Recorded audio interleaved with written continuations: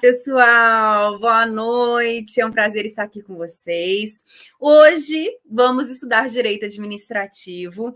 Embora eu apareça muito aqui no direito previdenciário, nosso objetivo hoje nessa aula é o estudo do direito administrativo. Como o tema é noções de direito administrativo, eu optei por tratar aqui com vocês da primeira parte de princípios de organização, desconcentração, descentralização. Lembrando que ao final dessa aula nós teremos um sorteio, tá? Um sorteio. E o sorteado vai ganhar uma assinatura Premium Plus. Ai, que chique, Premium Plus. Na época que eu assinava esse era só Premium, agora tem Premium Plus. Achei isso muito chique, gente. Adorei isso aí. Então, vamos lá. Direito administrativo, vamos iniciar pelos princípios constitucionais e, posteriormente, por outros princípios que não estão expressos, que não estão explícitos na Constituição. E por que eu optei por esse tema? Como é só uma hora de aula, né? A gente tem que trazer aqui o maior número de informações possíveis para você que está se preparando para o concurso do INSS. E essa parte princípios é uma parte que é interligada tanto no direito administrativo quanto no direito constitucional, quanto no direito previdenciário. Então, se você tiver uma boa base, um bom conhecimento de princípios, você vai conseguir, na verdade, destrinchar várias questões. Não só direito administrativo, mas também algumas questões de direito constitucional e direito previdenciário. Inclusive, eu vou contar isso para vocês aqui nessa aula de hoje. Então, iniciando comigo na tela. Direito administrativo, noções de direito administrativo, princípios da administração pública, artigo 37, caput da Constituição Federal. Aqui, pessoal, aquele famoso LIMP, legalidade, impessoalidade, publicidade, moralidade, publicidade e eficiência. LIMP, é muito batido esse tema. Você fala, professora, esse tema é muito batido. Mas aqui eu vou trazer algumas dicas para vocês que não é só aquela partezinha assim, bobinha da matéria. Ah, é legalidade, administração faz tudo aquilo que ela é obrigada. Não.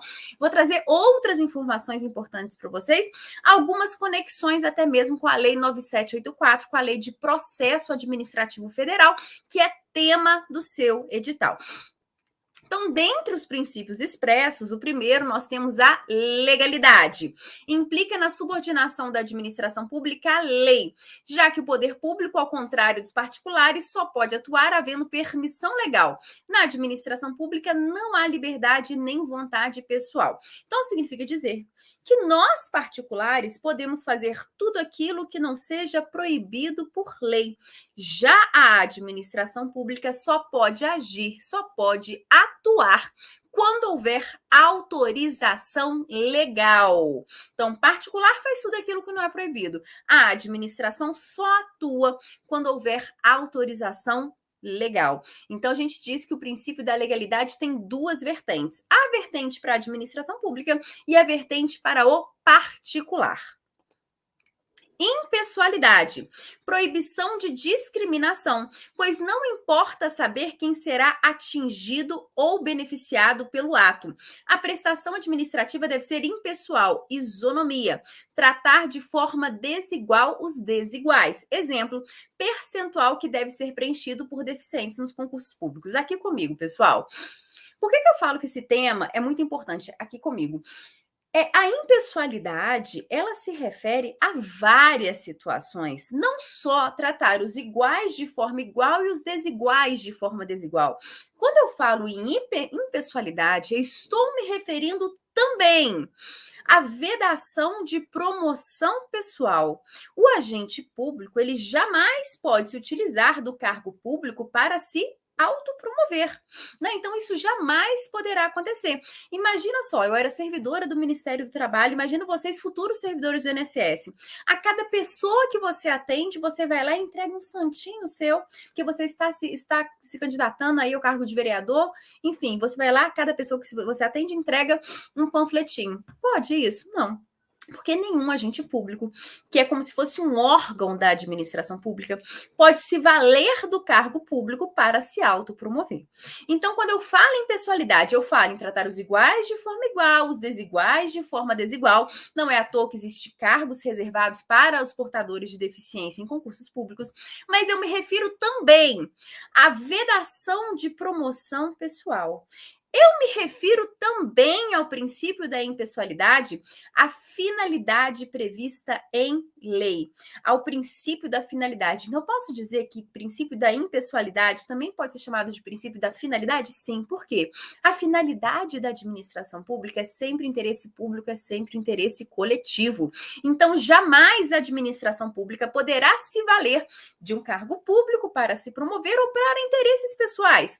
Um exemplo. Pode um chefe da repartição reconduzir ou remover um determinado servidor público porque não vai com a cara dele? Não, isso jamais pode acontecer, porque a finalidade da administração pública é sempre interesse público, é sempre interesse coletivo.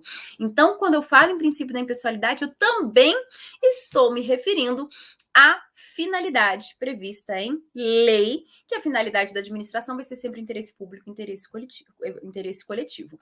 Outro detalhe, quando eu falo em princípio da impessoalidade, eu também estou falando de imputação volitiva.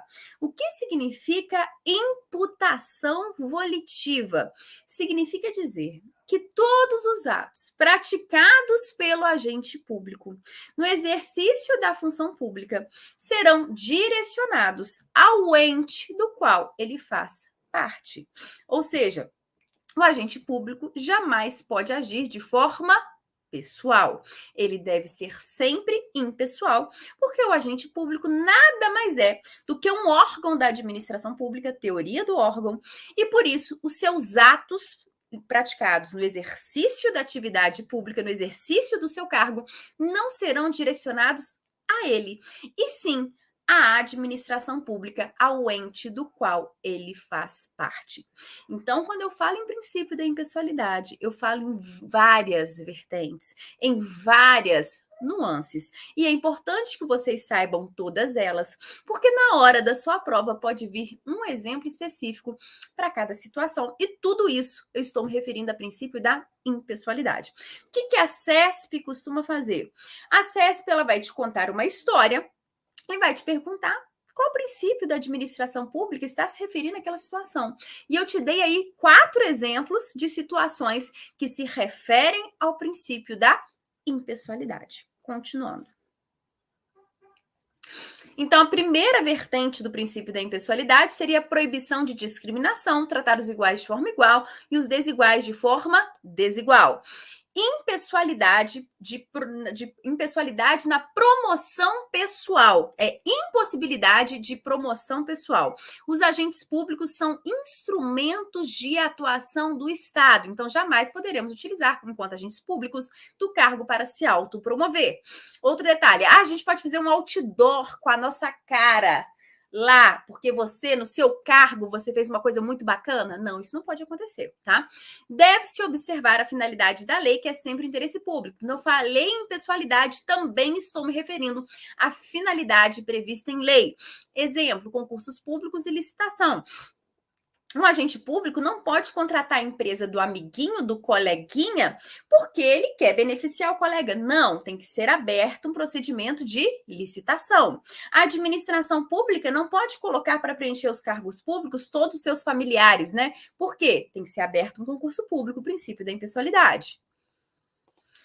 Imputação volitiva. Então, falei em impessoalidade, também estou me referindo à imputação volitiva. Esse nome exótico se refere a quê? Os atos praticados pelos agentes públicos no exercício da função pública ou em decorrência dela serão direcionados ao ente público do qual fazem parte. Isso porque os agentes públicos se equiparam a órgãos da administração pública, teoria do órgão. Então, se vocês na sua prova se depararem com esse termo, teoria do órgão, significa dizer que os atos praticados pelos agentes públicos são direcionados ao ente do qual ele faz parte, porque o agente público nada mais é do que um órgão da administração pública. E por isso, o nome teoria do órgão. Então, para resumir, quando eu falo em princípio da impessoalidade, eu estou me referindo à finalidade da lei, ao princípio da isonomia, que é tratar os iguais de forma igual, os desiguais de forma desigual, a vedação de promoção pessoal pelos agentes públicos e ao princípio da imputação volitiva, Teoria do órgão. Moralidade. Quando eu falo moralidade, pessoal, estou falando em quê? Em boa-fé, em probidade, né? Em agir de forma correta, de forma reta. Então, moralidade é a expressão da boa-fé. Probidade no trato com a coisa pública, abarcando o imperativo especial de honestidade, a partir de um conceito de moralidade jurídica e não social. Então, olha só que interessante aqui comigo, pessoal. Quando eu falo em princípio da moralidade, eu estou falando de boa-fé, eu estou falando de probidade. Mas não é possível confundir, cuidado, não confunda moralidade administrativa com moralidade comum. A moralidade, o princípio da moralidade administrativa, se refere à probidade, à boa-fé no trato com a coisa pública, no trato com os bens públicos, no trato com as pessoas enquanto do exercício do cargo público. É diferente da moral social. Muito embora lá no Código de Ética nós estudamos que as condutas do agente público, ainda que fora da repartição, vão repercutir no seu ato, na sua atuação enquanto agente público. Nós vimos isso, né? Mas não confundam moralidade administrativa de moral social. Moral social é aquele indivíduo que está sempre agindo corretamente, de acordo com os bons costumes, que não enche a cara, que o cachorro não lambe a boca, que não cai no chão, e enfim. Isso é moral social. A moral administrativa é no trato com a coisa pública, tá ok? Como eu disse, no Código de Ética, uma influencia a outra, mas aqui moralidade administrativa é o trato com a coisa pública. Continuando. É requisito de validade de todo ato da administração pública. Anotem essa frase no caderno de vocês. Cai dessa forma na banca CESP-Sebrasp. A moralidade é requisito de validade de todo ato da administração pública. Vedado o nepotismo. Então, não é possível nepotismo, súmula vinculante 13.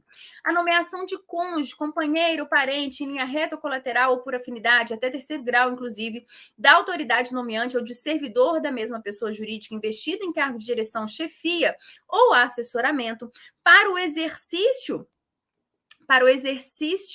E peraí que eu perdi, gente. Autoridade nomeante do servidor na mesma pessoa jurídica investido no cargo de direção, chefia ou assessoramento para o exercício de cargo em comissão ou de confiança ou ainda de função gratificada na administração pública direta e indireta em qualquer dos poderes da União, do Estado, do Distrito Federal e dos municípios.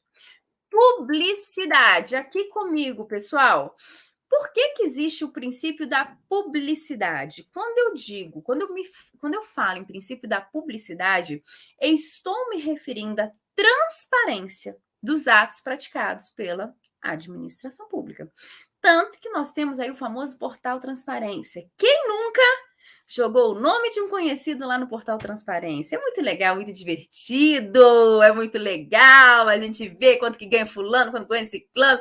É muito bom, é muito bacana. Quem já não fez isso? Eu já fiz. Eu admito que eu já fiz, que minha alma fofoqueira me fez fazer isso, né? Então, temos aí a publicidade dos atos praticados pela administração. Não é à toa que temos portal da transparência. A gente joga a remuneração do povo, mas tem outras formas de transparência, né? Dos gastos em geral com a administração pública. Então, quando eu falo em publicidade, eu me refiro à transparência. E por que deve existir a transparência? O principal objetivo dessa transparência, dessa publicidade, é que haja controle por parte de nós, cidadãos da administração pública. Nós sabemos que tem várias formas de controle. Existe o controle interno da administração pública, existe o controle externo, e dentre o controle externo tem o controle dos próprios cidadãos. Então, posso eu, que domino uma determinada ato da administração pública, um determinado tipo de contrato que a administração pública realiza. E lá no portal Transparência, para saber quanto que a administração pública gastou com aquele contrato, para saber se de fato está de acordo ali com o preço de mercado ou não, eu posso ir lá bisbilhotar, porque eu estou afim, eu sou fofoqueira e eu quero fiscalizar? Sim.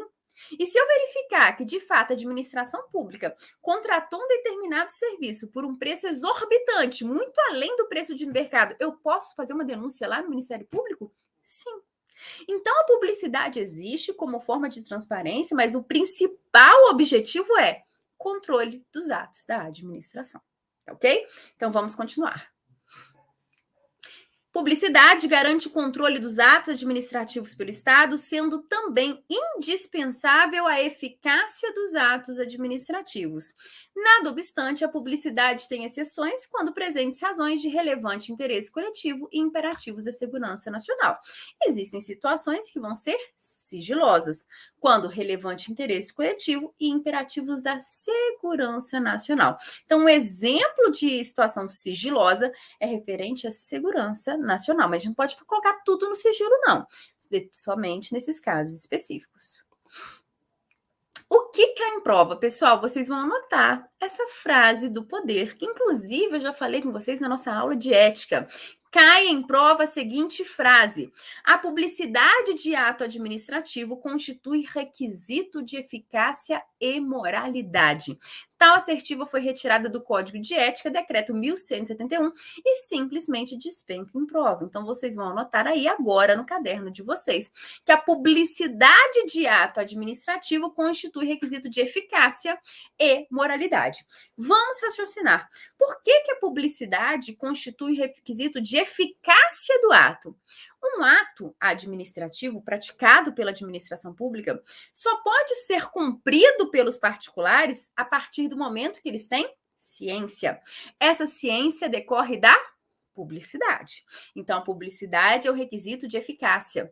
A publicidade também é um requisito de moralidade, porque é através da publicidade que é possível que nós, cidadãos, possamos fiscalizar os atos praticados pela administração pública. Então, anotem no caderno de vocês que a publicidade é um requisito de eficácia e moralidade dos atos administrativos. Eficiência. O que é ser eficiência? Eficiente aqui comigo, pessoal. Quando eu falo em eficiência, eu falo em quê? Celeridade. Eu falo em economicidade. Eu falo em produzir mais com menos gastos. Isso é eficiência. Eficiente, o princípio da eficiência é isso que você sabe mesmo, é esse conceito que você tem para você sobre a eficiência. Mas o que eu tenho que te alertar do princípio da eficiência que cai em prova é que esse princípio foi o último a ser inserido no texto constitucional. Esse princípio, ele só veio fazer parte do texto constitucional através da emenda constitucional 19 de 1998. E isso cai em prova.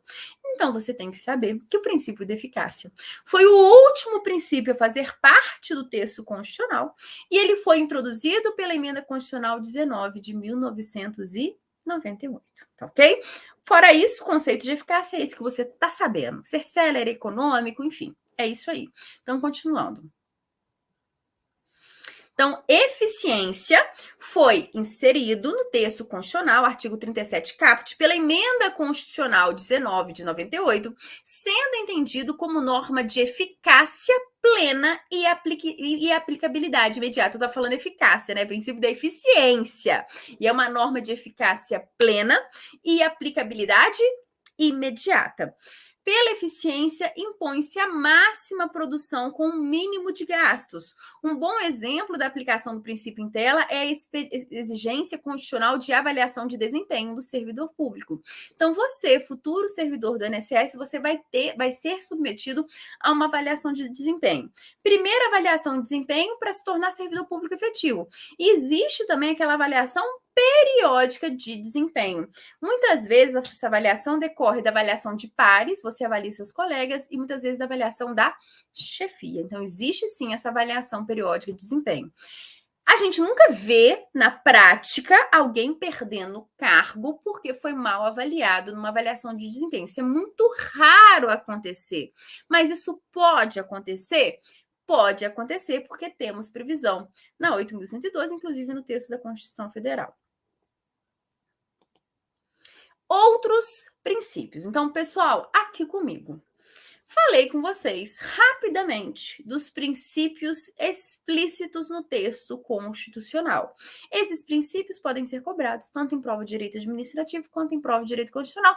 É o famosíssimo LIMP que todo mundo tá careca de saber.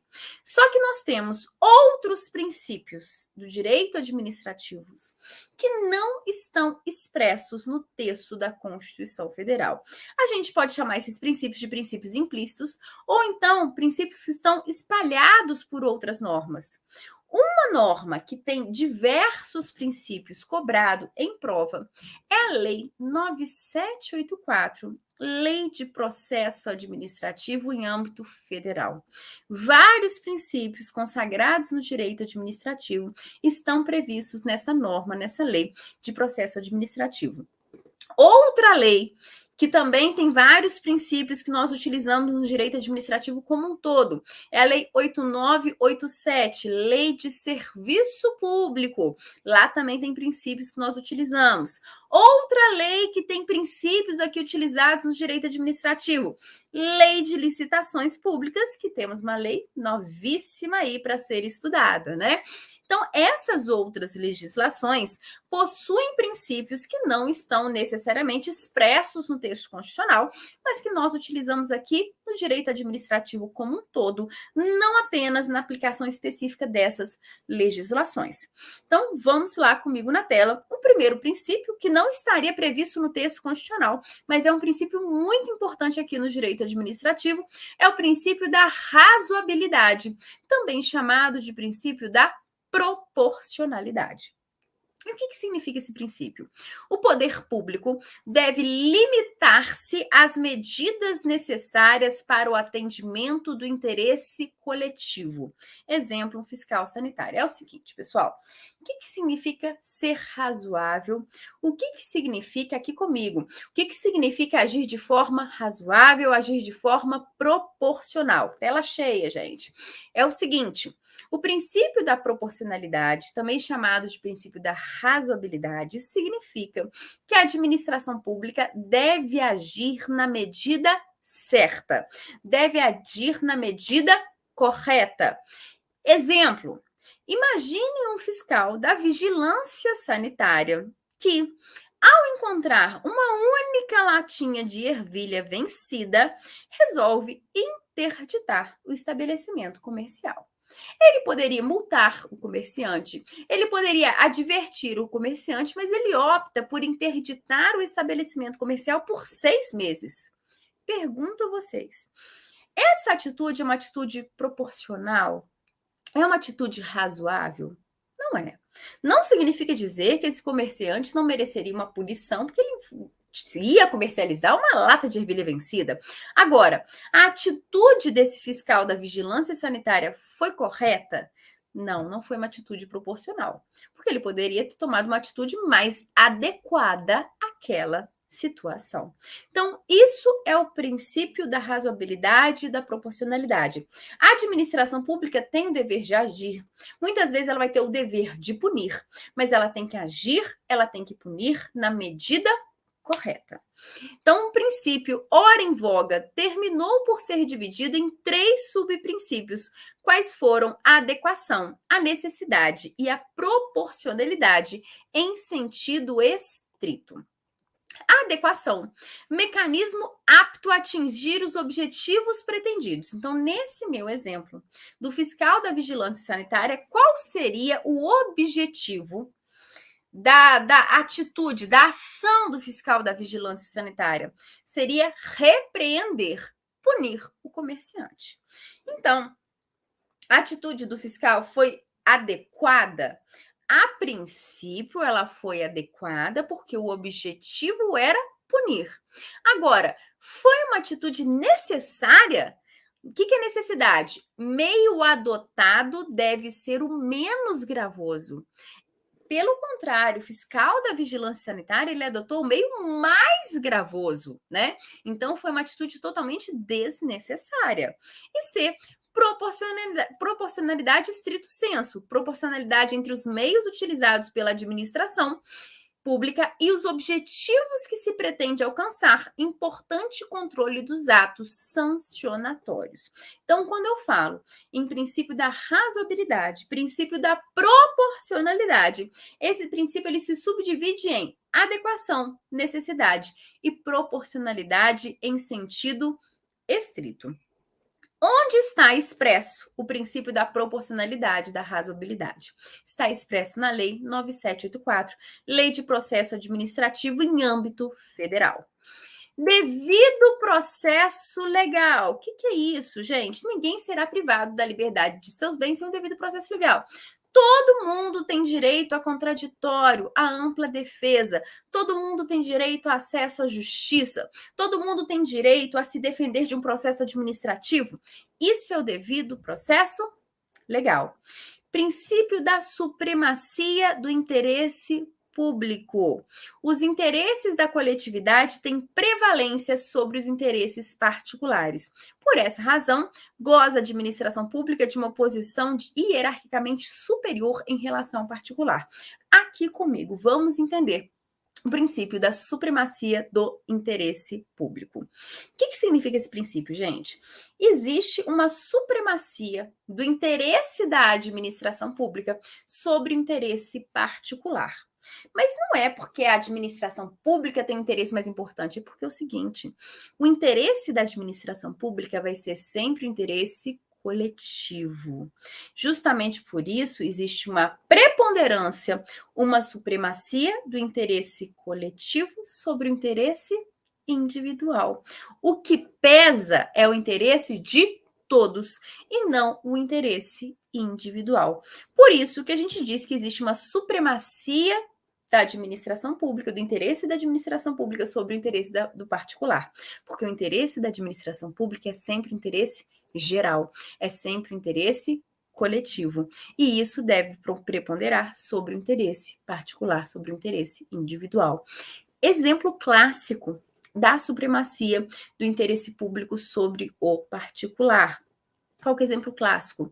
Lá na lei de licitações, cláusulas exorbitantes. Todo mundo, todo particular, que for celebrar um contrato administrativo oriundo de licitação com a administração pública, ele tem que ter ciência que a administração pública tem uma série de prerrogativas que ele, enquanto particular, não vai ter.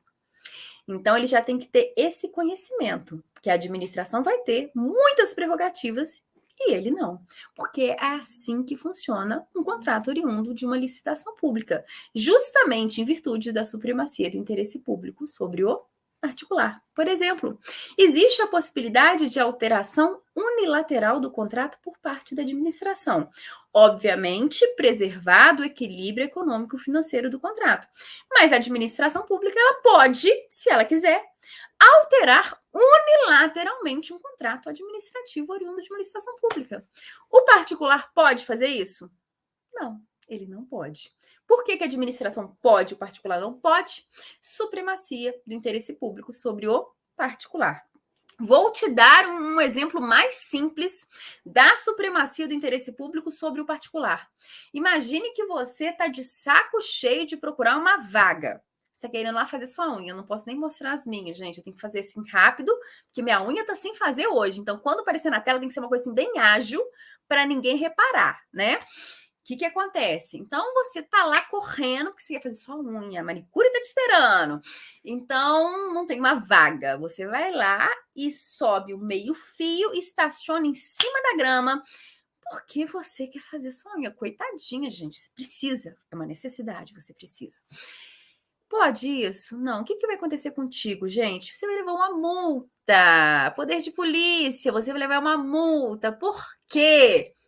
Supremacia do interesse público sobre o particular. Se a administração pública julgou por bem que em alguns lugares é proibido estacionar, entre eles meio-fio, grama, parquinho de diversões, é porque o interesse público deve preponderar sobre seu interesse particular. Ninguém quer saber se você vai fazer unha ou deixar de fazer. O que importa é o interesse público. Tá ok? Então, eu te dei dois exemplos. Um clássico, cláusulas exorbitantes, e um chinfrim para você entender como seria a supremacia do interesse público sobre o particular na prática. Tá ok? Então, vamos continuar. Eu falo rápido, né, gente? Eu falo muito rápido, eu sei disso. Então vamos lá. Continuando. Continuidade. Continuando o princípio da continuidade. Significa que a atividade administrativa é obrigatória e não pode parar nunca, pois os interesses que ela atinge são fundamentais para a coletividade. Esse princípio possui previsão na Lei 8987 e será melhor estudado em aula de serviços públicos. Aqui comigo é o seguinte, pessoal. O que seria esse princípio da continuidade? Que é um princípio que está expresso na Lei de Serviços Públicos, Lei 8987. Significa dizer o seguinte: o serviço público não pode parar. Por quê?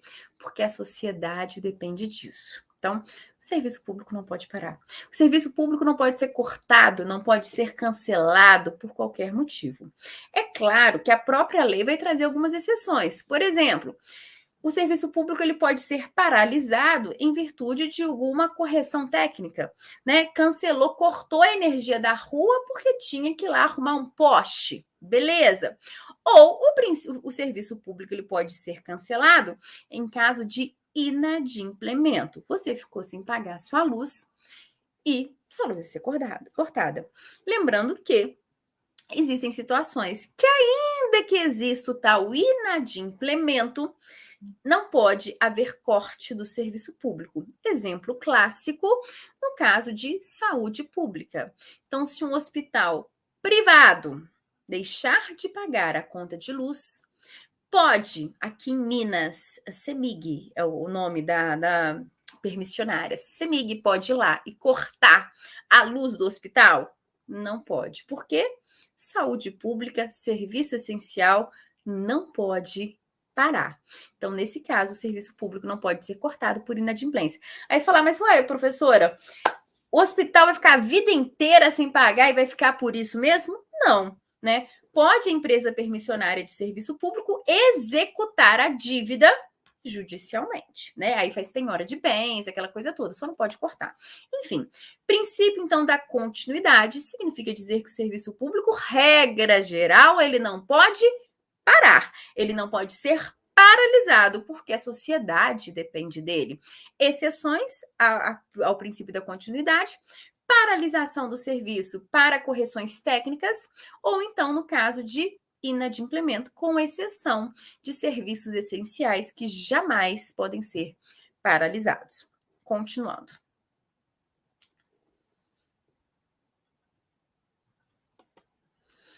Autotutela. Eu amo esse princípio. O que é o princípio da autotutela?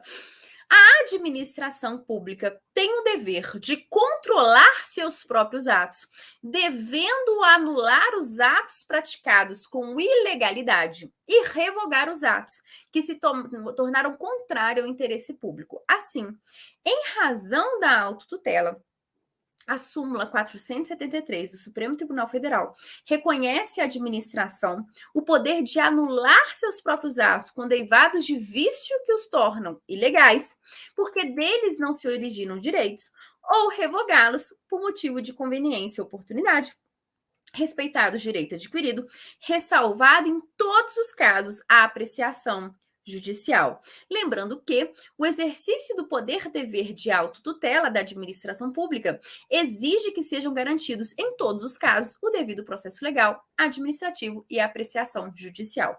Aqui comigo vamos entender o que significa o princípio da autotutela. Significa que a administração pode rever seus próprios atos, sem que ninguém fique cutucando ela. A administração pronto percebeu que fez lenha. Ela percebeu que fez coisa errada. Por exemplo, a administração percebeu que celebrou um contrato administrativo oriundo de uma licitação pública totalmente ilegal. Ela falou assim: nossa, que lenha que eu fiz. E agora? Que lenha? O que eu vou fazer? Ela mesma, sem ninguém avisar, né? Ela mesma percebeu. Ninguém avisou, ninguém falou nada.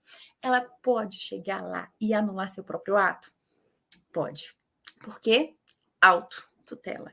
Exercício da autotutela.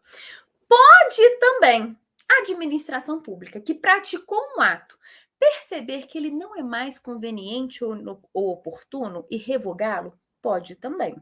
Exemplo, tá? Então, eu falei que a administração pública pode, no exercício da autotutela, anular um ato ilegal. Então, ela celebrou um contrato administrativo totalmente ilegal, tá?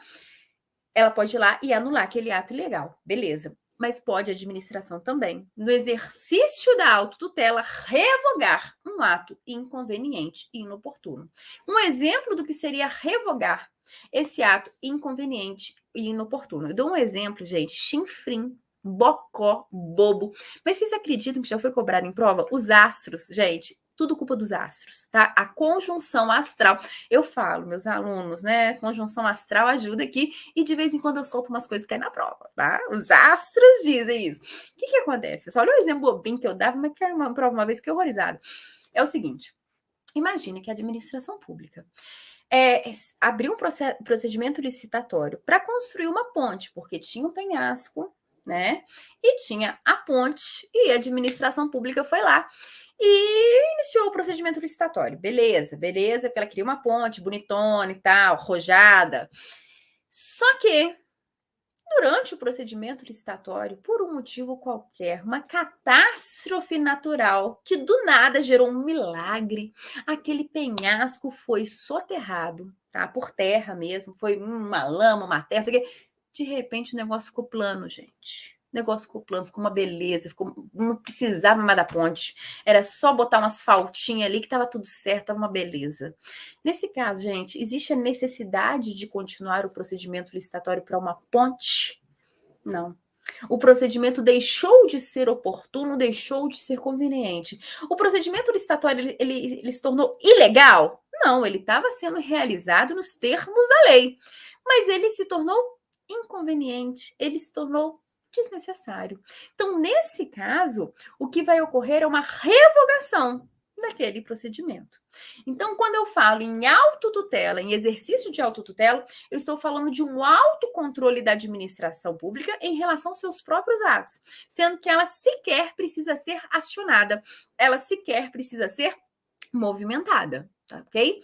Só que nessa autotutela, eu me refiro tanto à anulação de um ato que seja ilegal, quanto à revogação de um ato que seja inconveniente, inoportuno, desnecessário. Tá, ok? Então, autotutela, me refiro a essas duas situações, anulação e revogação. Outro ponto importante que eu falei, que eu vou contar essa aula aqui para vocês, fazendo sempre um link com outra parte da matéria, porque a gente tem uma hora para falar de noções de direito administrativo, então eu vou falar tudo que tem direito. O que eu tenho para falar aqui com vocês? Artigo 54 da Lei 9784. Gente, dica de sucesso. Lei 9784, que é a Lei de Processo Administrativo em âmbito federal, e Lei 8429, que é a Lei de Improbidade Administrativa, são legislações básicas que sempre são cobradas em prova.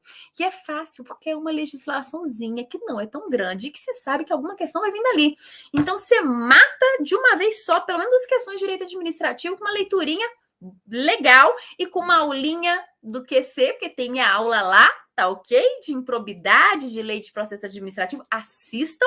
Se assiste uns minutinhos de aula, leu a lei e pá, já sabe fazer todas as questões. Mas enfim, o artigo 54 da lei 9784, ele trata da autotutela da administração pública. Ele fala o seguinte, que decai em 5 anos o prazo para a administração pública reavaliar seus próprios atos quando gerar efeitos favoráveis aos beneficiários de boa-fé, salvo comprovada má-fé. O que significa isso, gente? Artigo 54 da Lei 9784. Significa dizer que se a administração cometer um erro, por exemplo, a administração está pagando a mais, está pagando uma bonificação, um complemento salarial para um determinado servidor que não tem direito. Ela errou. Ela achou que aquele servidor teria direito, o servidor tinha, o servidor ficou quietinho. Ele não tinha certeza, ele achou que estava. Milagres acontecem, né? Conjunção astral acontece, vai saber, né? Urano girou, não se sabe o que aconteceu, né? Então, ele está lá, recebeu aquilo lá, opa, que beleza, que legal, enfim. E a administração, de repente, ela percebe que, sem querer, ela fez uma lenha e beneficiou uma pessoa que estava de boa fé, porque a pessoa estava lá inocente, recebendo um valor a mais. Qual é o prazo que a administração pública tem para reanalisar, para reavaliar esse ato, para cancelar esse ato, para anular esse ato. Prazo decadencial de 5 anos, certo? Só que o artigo 54 fala, salvo comprovada má-fé. O que significa isso? Salvo comprovada má-fé.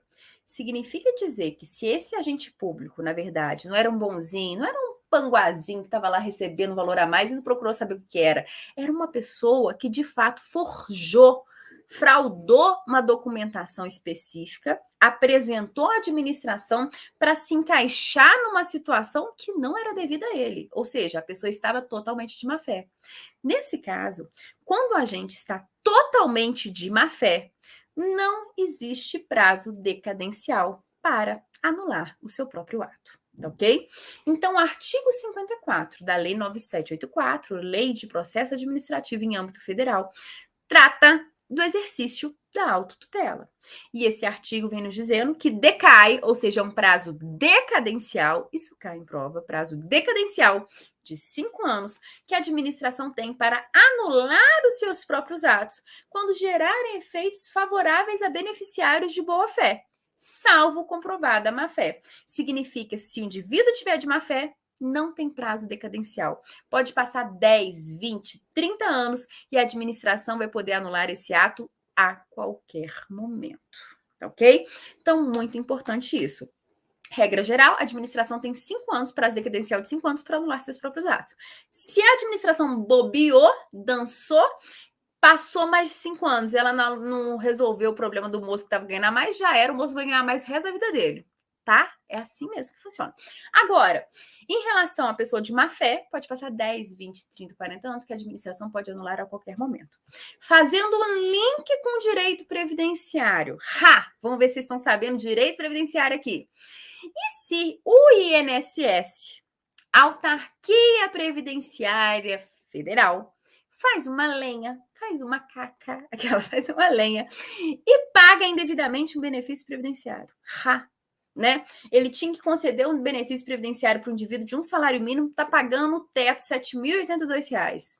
A pessoa está lá satisfeita, feliz, acredita em milagres. Ela assistiu aquele filme O Segredo e ela acha que foi o poder da mente dela. Ela tem certeza que foi o poder da mente dela, está lá de boa fé recebendo o teto do INSS. O Urano girou. O que acontece, gente? Nesse caso, qual é o prazo que o INSS tem para anular seus próprios atos quando atingirem beneficiários de boa fé? Prazo decadencial de 10 anos. Agora, se o indivíduo que está recebendo o teto fraudou, forjou alguma documentação, estando de má fé, não tem prazo decadencial, o INSS pode anular essa situação a qualquer momento. Por que eu estou chamando a atenção de vocês para isso? Tudo isso é o exercício da autotutela, certo? Princípio que nós estamos estudando. A diferença é que, no âmbito da administração pública federal como um todo, o exercício da autotutela para anular os próprios atos da administração federal é de 5 anos. Mas no caso específico do INSS, Autarquia Previdenciária Federal, no caso específico do INSS, o prazo decadencial para anular os seus próprios atos vai ser de 10 anos. Certo? Então, misturei tudo, te contei da Lei 9784 e chamei atenção para o direito previdenciário. Tudo é autotutela, prazos diferentes. Se cair na prova, você arrasa, tá ok? Então, vamos continuar.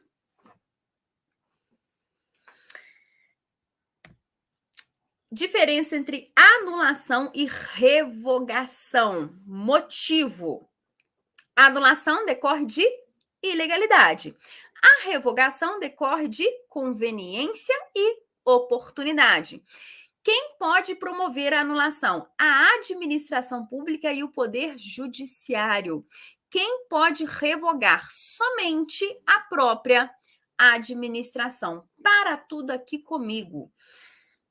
Eu falei com vocês que uma diferença entre anulação e revogação, que a gente anula, a administração anula um ato ilegal, contrário ao ordenamento jurídico, contrário à lei. Mas ela revoga um ato que seja inoportuno, inconveniente. Ele até foi praticado dentro da lei, mas não tem necessidade mais. Então, ela vai revogar esse ato, né? Beleza, essa é a primeira distinção entre anulação e revogação. Uma outra diferença entre anulação e revogação é que a revogação só pode ser feita pela própria administração. Por quê? A revogação é um exercício do poder discricionário, tá? É a administração analisando discricionariamente se ela tem interesse naquele ato ou não. Já a anulação é algo que é obrigada a administração pública, então é um ato, a anulação é um ato vinculado. A revogação é um ato discricionário. A anulação é um ato vinculado. A administração pública tem a obrigação de anular um ato quando eivado de ilegalidade. Existe uma obrigação nisso. Mas com um detalhe importante: como a anulação é algo obrigatório, pode ser que a administração pública não perceba a princípio sozinha que aquele ato é ilegal. Pode ser que o Poder Judiciário intervenha em outra esfera administrativa para anular determinado ato. Isso só é possível na anulação. O Poder Judiciário não pode intervir na administração pública para revogar um ato discricionário, né, para revogar determinado ato. Então, o Poder Judiciário, ele somente pode intervir em outra esfera de poder, intervir em outro ente da administração pública, em outra esfera de poder, né, para anular um determinado ato que for eivado de vício de legalidade, tá? Continuando. Efeitos. Anulação ex tunc significa dizer que o ato vai retroagir, porque o ato é ilegal, gente, ele já nasce errado, ele já nasce com vício. Então, por isso, quando esse ato ele é anulado, ele vai retroagir, vamos ter a retroação de todos os seus efeitos. Agora, se um ato é revogado, ele não era ilegal, ele só não é mais bacana, só não é mais oportuno. Então, o efeito dessa revogação vale dali para frente. Em relação à anulação, a gente, quando retroage, o efeito se chama ex tunc, retroage. Agora, quando é revogação que é dali para frente, é ex nunc. Os alunos uma vez me ensinaram uma macetinho que é ex tunc, tapa na testa, a testa vai para trás, retroage, ex nunc, tapa na nuca, vai para frente, dali para frente. Os alunos me ensinaram essa bobiça, tá? Mas que tem gente que consegue decorar dessa forma, tá ok? Direito adquirido. O direito adquirido pode ser anulado. Agora, o direito adquirido não pode ser revogado. Motivação. Princípio da motivação, pessoal, está expresso lá na Lei 9784. O que é essa motivação? Os atos praticados pela administração pública devem ser motivados, tá? Motivação são as razões de fato e de direito que embasam a prática de um ato e devem ser expressas. O agente público deve expor os motivos pelos quais tomou essa ou aquela decisão. Teoria dos motivos determinantes. É o seguinte, gente. Motivação significa os pressupostos de fato e de direito que embasam a prática de um determinado ato. Aqui comigo, gente, para a gente entender o princípio da motivação. Então, são pressupostos de fato e de direito que embasam. Aqui, tela cheia, aqui comigo, abre. Então, pressupostos de fato e de direito que levam à prática de determinado ato. Isso é a motivação. Então, motivação é uma justificativa, é o porquê que aquele ato está sendo praticado. E a administração pública, no geral, ela vai ter que se justificar, né? Ela não vai pegar e celebrar um contrato com uma empresa X sem justificar. Ela vai falar o seguinte, olha, o contrato com essa empresa X, ele ocorreu porque foi oriundo de um procedimento licitatório, essa empresa ficou em primeiro lugar, tá? Então, a princípio, né, os atos praticados pela administração pública devem ser motivados. A Lei 9784, ela traz um rol de atos que obrigatoriamente devem ser motivados pela administração pública. Não vou falar de todos eles aqui com vocês, porque não temos tempo para isso, mas eu sugiro que vocês decorem, que vocês memorizem. Então, lá na Lei 9784, Lei de Processo Administrativo em âmbito federal, existe um rol, tá, de atos que obrigatoriamente devem ser motivados. Uma dica: atos que possam, de uma certa forma, gerar um prejuízo ao particular devem ser motivados. Mas lá tem uma listinha que vocês devem memorizar. Enfim, como eu disse a vocês, a princípio os atos devem ser motivados, mas tem casos que a administração não tem a obrigação de motivar, tá? Exemplo, um ato totalmente discricionário, nomeação de um determinado particular para ocupar um cargo em comissão. Um cargo em comissão, ele é de livre nomeação e livre exoneração. Ele pode ser ocupado tanto por um servidor público efetivo quanto por um particular qualquer. Nesse caso, imaginem que a administração pública optou por nomear um determinado sujeito para ocupar um cargo em comissão.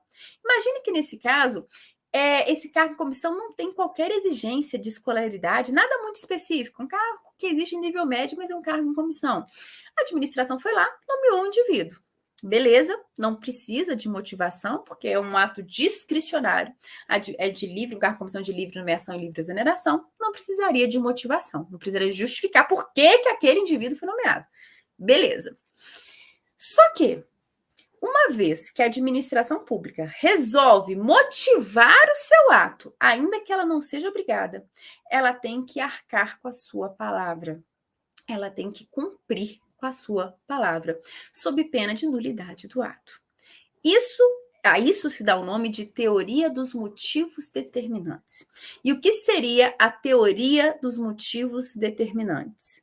Significa dizer que a administração pública, uma vez que motivou, ainda que ela não seja obrigada a fazer, foi bobinha, motivou porque quis, ela não era obrigada a fazer, ainda que não fosse obrigada a fazer. Se ela motiva um determinado ato e não cumpre com aquela motivação, não é uma motivação real, não é uma motivação verdadeira, o ato vai ser anulado, o ato vai perder sua validade, sua eficácia, tá ok? Isso é a teoria dos motivos determinantes. Então, exemplo, sabe o cargo em nomeação? Cargo em comissão, que é de livre nomeação e livre exoneração? Imagine que a administração pública exonere determinado indivíduo, ela não precisava ter falado nada. Ela podia exonerar porque ela quis, porque ela tinha um poder para isso e quer colocar agora uma outra pessoa que ela acha mais competente. Beleza. Só que não. Ela foi lá e exonerou, destituiu do cargo em comissão, que é o termo mais correto, destituiu do cargo em comissão um indivíduo alegando falta de verbas públicas, alegando que não tinha dinheiro, que o negócio estava feio, que a situação estava precária. E no dia seguinte ela vai lá, contrata outra pessoa, nomeia outro indivíduo para ocupar aquele mesmo cargo público. A motivação dela é real, é verdadeira? Não. Significa dizer que aquele ato de destituição deve ser cancelado, deve ser anulado. Mas fala, mas professora, cargo em comissão de livre nomeação, livre destituição. Sim, mas a partir do momento que a administração motivou, mesmo que ela não tenha sido obrigada a fazer, ela motivou porque ela quis, ela vai ter que cumprir com a palavra dela. Isso se dá o nome de teoria dos motivos determinantes. Vamos continuar comigo na tela. Sindicabilidade, pessoal, que raio de princípio é esse que você nunca ouviu na sua vida, mas eu tô te contando agora porque cai em prova da CESP, tá? Que princípio é esse? Sindicabilidade. O princípio da sindicabilidade consiste, em essência, na possibilidade do ato administrativo ser submetido ao controle. É a possibilidade jurídica de submeter-se efetivamente qualquer lesão de direito e, por extensão, as ameaças de lesão de direito a algum tipo de controle. Pessoal, esse princípio da sindicabilidade, ele vai reger o direito administrativo, o direito público como um todo. Por quê? Um ato praticado pela administração pública é sujeito ao controle interno, através do exercício da tutela, é sujeito ao controle externo, por outros órgãos, por outros poderes, como ocorre pelo Poder Judiciário em caso de ilegalidade. Um ato praticado pela administração é, inclusive, objeto de controle por parte de nós, cidadãos. Né? Então, esse princípio da sindicabilidade, que é a possibilidade de controlar, de se submeter a um determinado controle, de um ato se submeter a um determinado controle, vai reger os atos praticados pela administração pública, em virtude da existência do controle interno, controle externo, controle da sociedade, ok? Não Existe hierarquia entre princípios. Anotem isso aí no caderno de vocês com letras garrafais. Não existe hierarquia entre princípios. Não tem um princípio mais importante que o outro. Não, não tem hierarquia. O que ocorre é que em determinadas situações haverá um conflito entre dois princípios e um vai prevalecer por ser, naquela ocasião, o que melhor atende ao interesse público. O que cai na prova, como eu disse a vocês, vários desses princípios estão lá no artigo 2º da Lei 9784. Deem uma olhadinha que vários deles que a gente mencionou aqui está lá no artigo 2º da Lei 9784. Comigo, tela cheia. Pessoal, vamos finalizar por aqui. O que deu para a gente conversar a respeito foi de princípios, mas eu trouxe muitas informações além daquele basicão, né? Quando a gente estuda o LIMP, quando a gente estuda os princípios da administração pública, tentei trazer o maior número de informações possíveis nesse curto espaço de tempo. Espero ter sido útil para vocês. Então, vou deixar esses minutinhos finais para perguntas. Podem perguntar. O que vocês têm para me perguntar aí, gente? Professora, há algo que implique na inscrição de um concurseiro PCD em inscrição de ampla concorrência? Não, se ele quiser se inscrever na ampla concorrência, beleza, mas saiba que na ampla concorrência ele vai ter que ser submetido a uma perícia médica, né? Se o perito médico, por acaso, reprovar em virtude da deficiência, como é que ele vai reclamar? Né? Então, isso tudo tem que ser avaliado, mas não existe impedimento que ele participe da ampla concorrência. Mas saiba que ele vai ser submetido a uma perícia médica. Mais perguntas? Qual assunto mais cai na CESP em direito administrativo? Levi, é uma loteria, tá? Não tem como prever o que vai ser mais cobrado. Isso aí, cada prova é cobrado mais um assunto, né? O objetivo, na verdade, da CESP é que ela surpreenda vocês, porque esse concurso do INSS, se preparem, vai ser o concurso do INSS mais difícil da história. Por quê? Não é terrorismo, não é nada disso. Estamos anos sem fazer o concurso do INSS. Passamos aí por uma pandemia em que tivemos pouquíssimos concursos públicos. Esse é um concurso público de nível médio, que abrange diversas localidades, não é um concurso que fica só em capital. Então vai ser muito concorrido e a gente tem que estar preparado para tudo. Em relação ao direito administrativo, o edital é um edital pequeno. Tá?